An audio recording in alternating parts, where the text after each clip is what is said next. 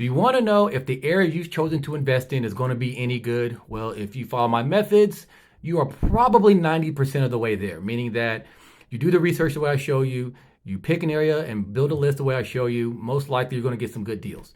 But what if you need that extra 10%? Or perhaps you're already in the area, things are fine, but you're not sure if a particular property is going to do you any good.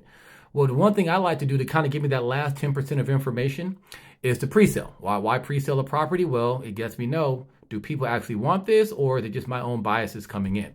Now, in general, people just want a desirable property, and most places a desirable property just means it's a good price, you can do whatever you need to do with it, it's accessible, things like that.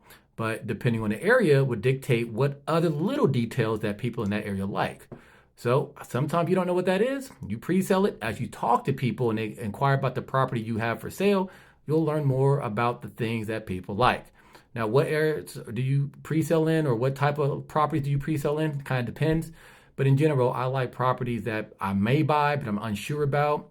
And when I market them, I don't just say, hey, this is my property, buy it. I let people know up front, I'm an investor. I'm looking to purchase this property. I'm in process of purchasing it, or however I want to phrase it.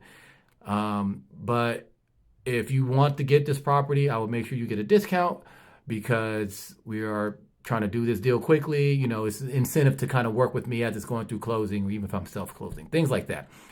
Once you do that and you start hearing feedback from people as they inquire about the property, you're going to get a pretty good understanding of what people want, what's important in the area, things of that nature. Sometimes I found out about restrictions that I couldn't find myself, or about little idiosyncrasies about that whole area, about maybe how to get water or power or something like that. Now, obviously, this is a high-level overview. If you want to know more, follow me. I got a bunch of land investing tips. This is what I do. It's what I do on a daily. Facebook group, YouTube channel, all the 9 yards. So you guys know what to do.